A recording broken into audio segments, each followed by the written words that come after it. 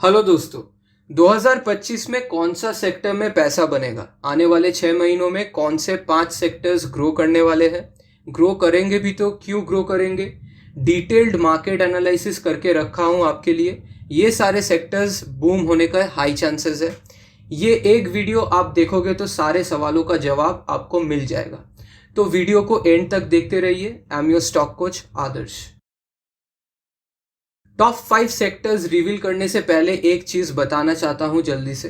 Stock market के कुछ experts के मुताबिक बैंकिंग सेक्टर में स्टेबिलिटी देखने को मिलेगा और इस सेक्टर में एक्सटर्नल फैक्टर्स का बड़ा इम्पैक्ट नहीं होगा। इसके अलावा मेटल सेक्टर अच्छा परफॉर्म कर सकता है। अब जान लेते हैं टॉप 5 सेक्टर्स जो 2025 में ग्रो कर सकते हैं और वो भी 6 महीनों में हाई चांसेस है। नंबर 5 में है manufacturing sector. Make in India initiative के वजह से इंडियन गवर्नमेंट पुश कर रहे हैं डोमेस्टिक मैन्युफैक्चरिंग सेक्टर को और इस सेक्टर को काफ़ी बूस्ट भी मिल रहा है। दूसरा रीज़न है पीएलआई स्कीम्स। पीएलआई का फुल फॉर्म है प्रोडक्शन लिंक्ड इंसेंटिव्स और ये PLI schemes electronics, automotive, defence manufacturing जैसे इंडस्ट्रीज के लिए है। ये एक इंडियन गवर्नमेंट का स्कीम है। इसका ऑब्जेक्टिव है मैन्युफैक्चरिंग बूस्ट करना, इन्वेस्टमेंट प्रमोट करना, एम्प्लॉयमेंट बढ़ाना और एक्सपोर्ट बढ़ाना। मैन्युफैक्चरिंग इंडस्ट्री ग्रो करने का तीसरा रीजन है increased exports. Indian goods global market share ले रहे हैं। पिछले साल जैसा इस साल भी एक्सपोर्ट इंक्रीज हुआ है।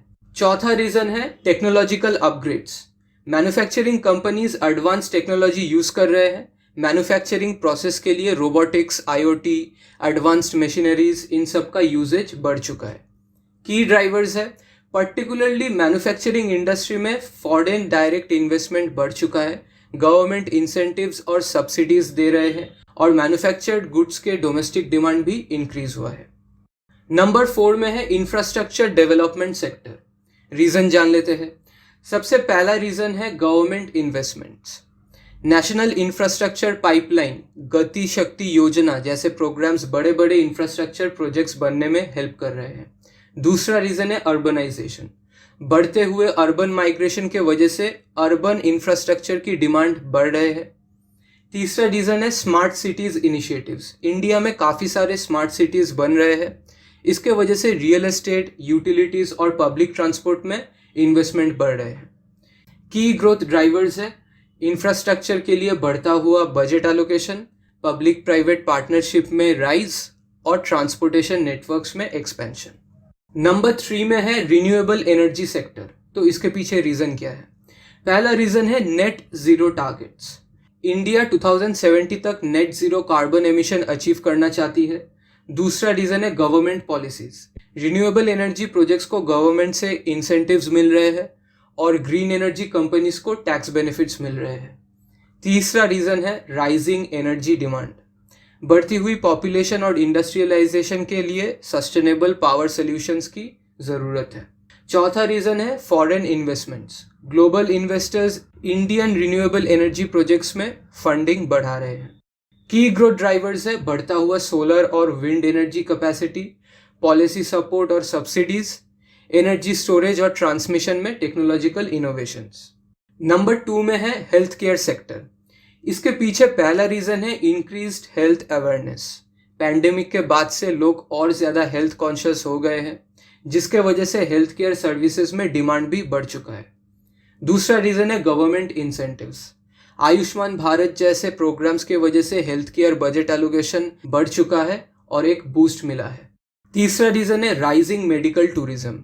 पूरी दुनिया में इंडिया एक हब बन चुकी है अफोर्डेबल और क्वालिटी हेल्थ केयर सर्विसेज के वजह से। चौथा रीजन है digital health boom. Telemedicine, AI diagnostics और हेल्थ टेक सॉल्यूशंस में ग्रोथ देखने को मिल रहा है जो हेल्थ केयर डिलीवरी ट्रांसफॉर्म कर रहे हैं। की ग्रोथ ड्राइवर्स है बढ़ता हुआ health care expenditure, medical services में टेक्नोलॉजिकल एडवांसमेंट और rural health care infrastructure development करने की इनिशिएटिव्स। और नंबर 1 में है इंफॉर्मेशन टेक्नोलॉजी, आईटी। रीजन जान लेते हैं। सबसे पहला रीजन है आर्टिफिशियल इंटेलिजेंस और ऑटोमेशन बूम। काफ़ी सारे सेक्टर्स इस वक्त आर्टिफिशियल इंटेलिजेंस, मशीन लर्निंग और ऑटोमेशन, ये 3 मेजर टेक्नोलॉजिकल एडवांसमेंट अडॉप्ट कर रहे हैं ताकि वो सारे सेक्टर्स एफिशिएंटली और फास्ट ग्रो कर सके। इसके वजह से आईटी सेक्टर में ग्रोथ बहुत अच्छे से हो रहा है। दूसरा रीज़न है डिजिटल ट्रांसफॉर्मेशन।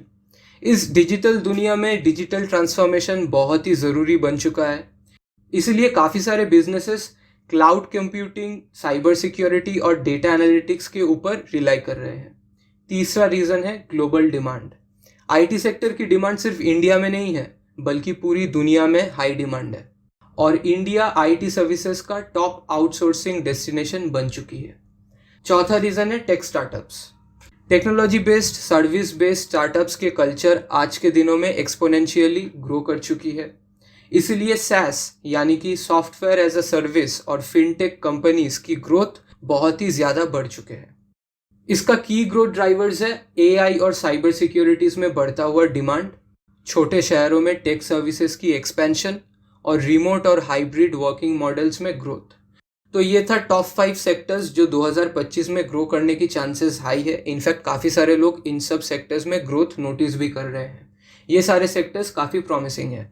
अगर आप इस वीडियो को पूरा देख चुके हो तो चैनल को ज़रूर सब्सक्राइब कर दीजिए और वीडियो को लाइक कर दीजिए। अगर आप इस चैनल को सब्सक्राइब करोगे तो आपको ऐसे लेटेस्ट न्यूज़ स्टॉक मार्केट के ऊपर रोज़ मिलता रहेगा और आपको ढूंढना नहीं पड़ेगा। See you in the next video.